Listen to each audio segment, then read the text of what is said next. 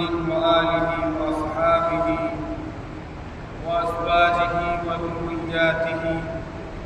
وأهل بيته أجمعين، أما بعد. أعوذ بالله من الشيطان الرجيم. بسم الله الرحمن الرحيم. قل إن كنتم تحبون الله فاتبعوني يحببكم الله ويغفر لكم ذنوبكم والله غفور رحيم. وقال في موضع آخر بعد أعوذ بالله من الشيطان الرجيم: ومن يطع الله ورسوله فقد فاز فوزا عظيما. صدق الله العظيم. محترم بزرگوں اور عزیز دینی اور ایمانی بھائیوں، اس سے پہلے جو بات سامنے رکھی گئی تھی کہ حضور اکرم صلی اللہ علیہ وسلم سے جو ایک مسلمان کا تعلق ہے اور جو اس کی آقا کے ساتھ محبت اور آقا پر اپنے آپ کو نثار کرنے کا اور اپنی آل و اولاد قربان کرنے کا جو جذبہ ہے، اس جذبے کے پیچھے کیا کیا عناصر اور کیا کیا اسباب، اس میں سے ایک یہ بتلایا گیا کہ احسانات جو ہوتے ہیں ان احسانات کے ذریعے سے انسان کے دل کے اندر کسی کی محبت داخل ہے. محبت کرنے کے اور محبت کے دل میں اترنے کے جو 4 اسباب بتائے گئے تھے، ان اسباب میں ایک احسان کا جو پہلو تھا، اس پہلو پر کچھ چیزیں آپ کے سامنے رکھی. دوسرا بہت بنیادی اور اہم پہلو ہے، وہ ہے اخلاق کا پہلو. اخلاق کے تعلق سے قرآن مقدس کے اندر اللہ رب العزت نے یہ بات ارشاد فرمائی ہے: وَإِنَّكَ لَعَلَىٰ خُلُقٍ عَظِيمٍ، کہ آپ اخلاق کی سب سے بلند چوٹی پر فائز. اخلاق آپ کا جو سیرت نبوی کے اندر ہمیں ملتا ہے، جس انسان کے بھی ویسے اخلاق ہوں گے وہ انسان ہر دل عزیز ہوگا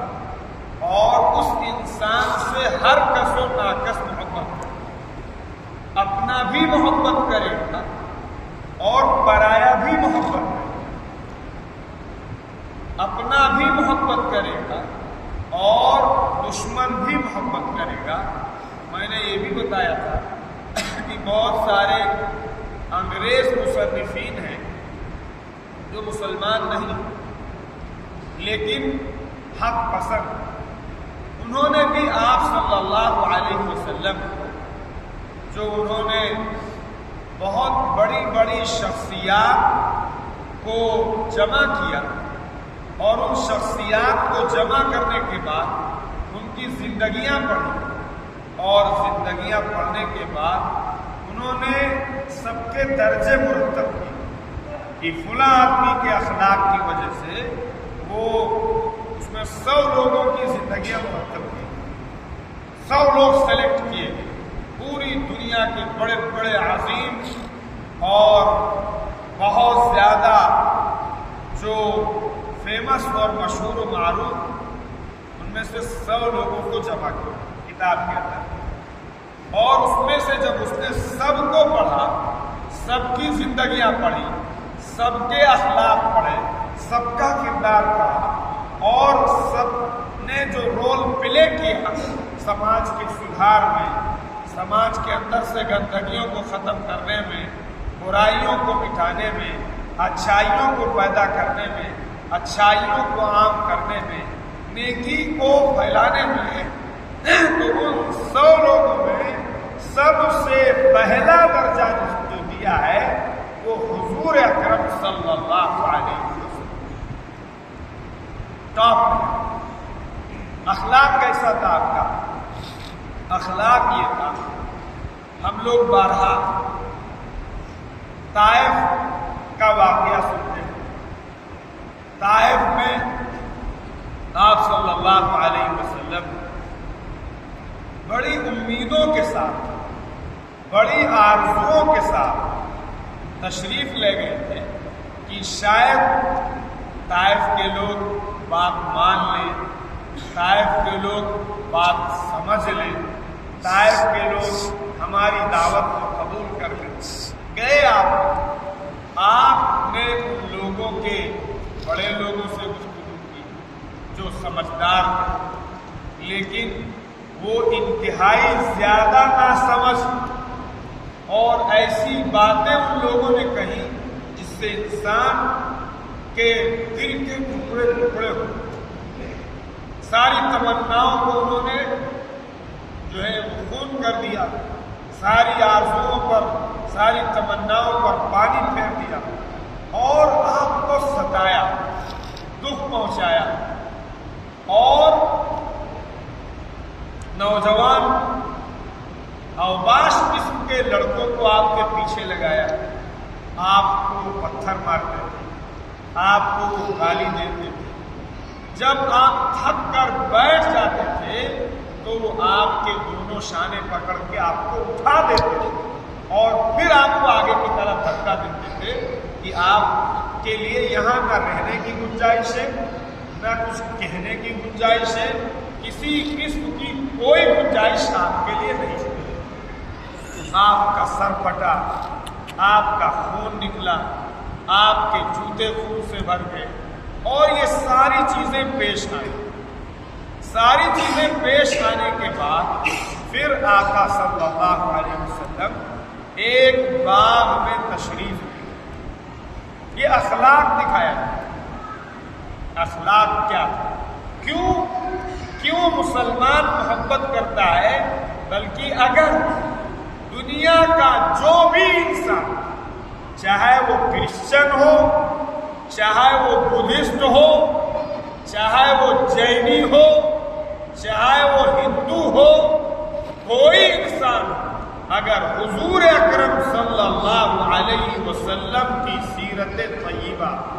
आपकी जिंदगी अगर वो पढ़ेगा और उसका मुताला करेगा और वो न्यूट्रल होगा, उसके आंखों में बुग़्ज़ और इनाद की पट्टी न बंधी हुई हो, दिमाग में उसके खबासत और खन्नास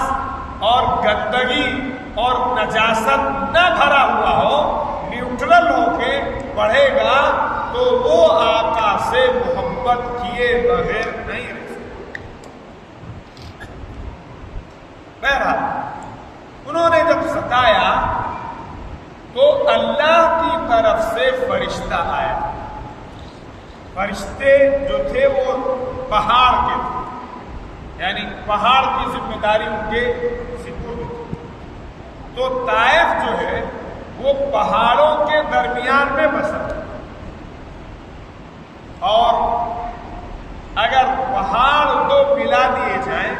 तो सब पीस चकनाचूर मेट हो जाए और उसी के अंदर दफन हो जाए। तो उस फरिश्ते ने हुजूर अकरम सल्लल्लाहु अलैहि वसल्लम से ये तजवीज़ और ये दरखास्त की कि अगर आप इजाज़त दें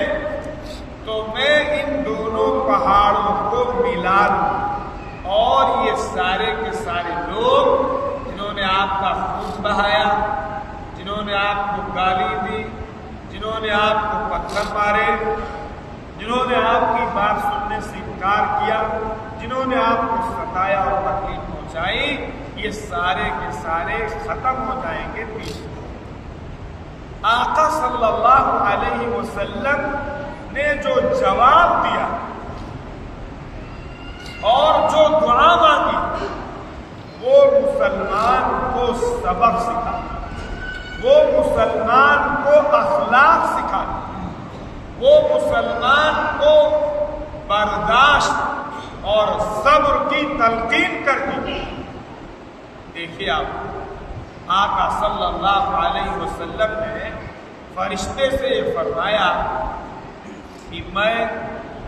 یہ نہیں چاہتا کہ میری اس تکلیف دینے کی وجہ سے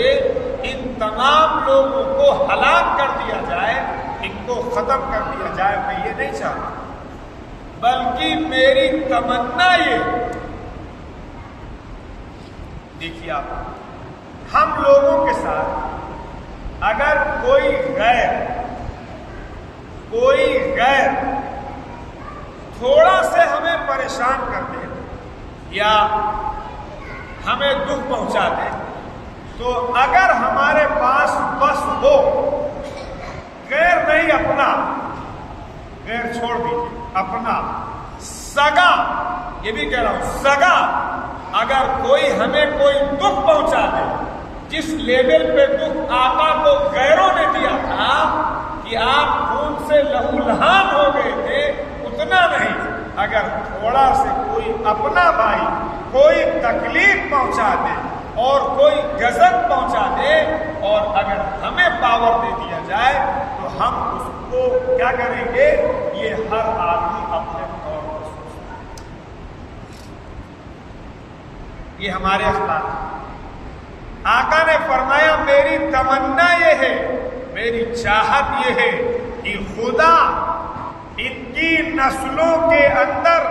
ایسے لوگ پیدا کریں، اگر یہ نالائق ہو چکے ہیں، اگر یہ ایسے کرپٹ ہو چکے ہیں، اگر یہ ایسے گندے ہو چکے ہیں، اگر یہ ایسے پلید ہو چکے ہیں کہ ان کے حق میں اللہ نے ہدایت کا فیصلہ نہیں کیا ہے اور ان کو کفر ہی پر مرنا ہے، تو میری دعا اور میری التجا اپنے پروردگار سے یہ ہے کہ ان کے کوکھ سے اور ان کی فیملی سے ایسے بچے پیدا ہوں جو بچے ایمان لائیں اور تجھے یاد کریں اور تیرے دین کا کام کریں۔ یہ تمنا آقا نے ان کی اولاد کی خیر کے لیے مانگی۔ آج ہم میرے عزیز و بزرگ دوستوں اخلاق کی کس بری پوزیشن پر ہیں آپ تصور نہیں کر سکتے۔ یہ مسلمان اور تھانے کے چکر کیسے افسوس ہو، بھائی بھائی کی لڑائی، چچا بھتیجے کی لڑائی، خاندان کی لڑائی،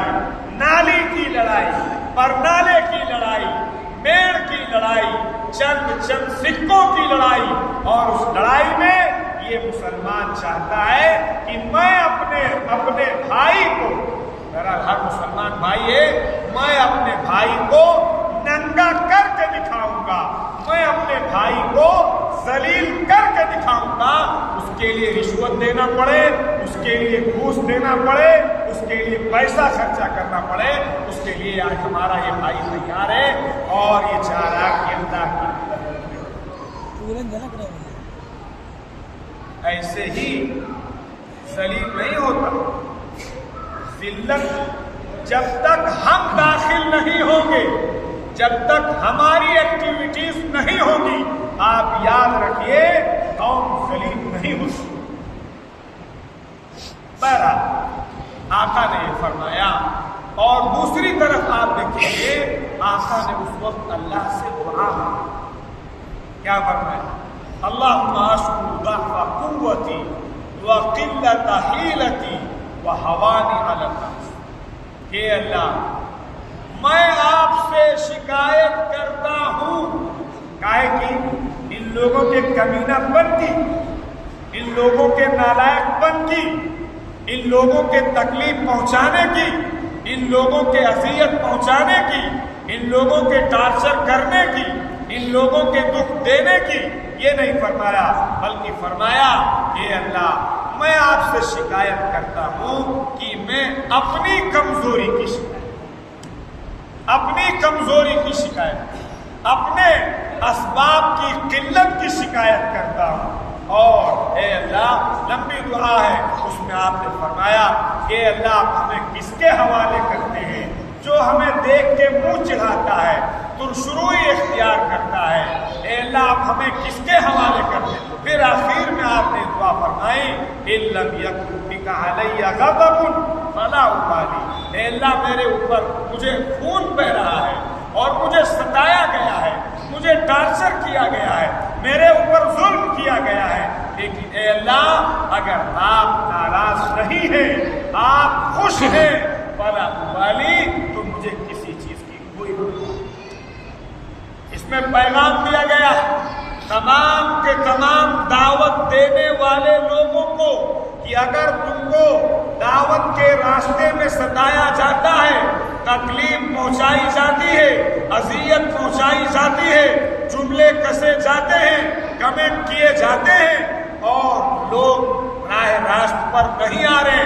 تو کبھی تمہارے دماغ میں یہ نہیں گھسنا چاہیے کہ صاحب میں تو بڑی محنت کرتا ہوں، میں تو بڑی کوشش کرتا ہوں، میں تو صاحب بڑے تیر مارتا ہوں، لیکن لوگ یہاں کے بڑے کرپٹ ہیں، لوگ یہاں کے بڑے خراب ہیں، صاحب نہ سنتے ہیں، نہ مانتے ہیں، نہ مسجد آتے ہیں، نہ دین کی بات پر آتے ہیں۔ یہ خناس دماغ میں نہیں داخل ہونا چاہیے، بلکہ یہ کہنا چاہیے کہ اللہ ہمارے اندر کمی ہے جس کی وجہ سے لوگ ہماری بات نہیں سنتے، اے اللہ ہمارے سمجھانے میں کمی ہے، اے اللہ ہمارے اعمال میں کمی ہے، اے اللہ ہماری زبان کے اندر کمی ہے کہ ہماری زبان سے نکلنے والے بول تاثیر نہیں رکھتے ہیں، دل میں نہیں گھستے ہیں۔ یہ پیغام دیا گیا ہے اس لیے کہ آقا سے بڑھ کر دعوت کے حق کو ادا کرنے والا کوئی انسان نہیں، اس لیے میرے عزیز و بزرگ دوستوں، یہ دماغ میں میں تو ایک قصہ سنا ہے آپ کو، آپ پوری زندگی آپ کے اسی لیے میں شروع سے یہ بات کہہ رہا ہوں جب سے موضوع چلا تھا کہ آپ اپنی زندگی میں آقا صلی اللہ علیہ وسلم کی سیرت طیبہ کا مطالعہ داخل کریں، پڑھیں، آپ جانیں، آپ اخلاق و کردار جانیں۔ ہوتا کیا ہے ہمارے یہاں اخلاق اس کو سمجھا جاتا ہے کہ کوئی آدمی مٹھائی کا ڈبہ لے کے آئے تو جب آپ جائیے تو کیا لے کے جائیے؟ ارے بولو، مٹھائی کا ڈبہ لے کے جائیے۔ کوئی آدمی پھل فروٹ کا وہ ٹوکرا لے کے آئے تو جب آئیے آپ بھی لے کے چلے جائیے، تو یہ اخلاق سمجھا جاتا ہے۔ یہ کوئی اخلاق نہیں۔ لَيْسَ الْوَاصِلُ بِالْمُكَافِئِ وَلَكِنَّ الْوَاصِلَ الَّذِي إِذَا قُطِعَتْ رَحِمَهُ وَصَلَهَا، یہ اخلاق۔ آقا نے فرمایا یہ تو برابری کرنے والا ہے، بھائی آپ لے کے آئے، ہم لے کے گئے، آپ نے مجھے دیا، میں نے آپ کو دیا، یہ تو ایکسچینج ہو رہا، اس میں کون اخلاق؟ اخلاق یہ فرمایا إِذَا قُطِعَتْ رَحِمَهُ، جو تم سے رشتہ توڑے، جو تم کو گالی دے، جو تم کو برا بھلا کہے، جو تم کو ستائے، جو تم کو پریشان کرے، اس کو لے جا کے ٹوکری دو، اس کے ساتھ اچھے اخلاق سے پیش آؤ، جو گالی دے اس کے سامنے بڑھ کے اس سے مصافحہ کرو اور تنہائی میں اس کے لیے دعا مانگو۔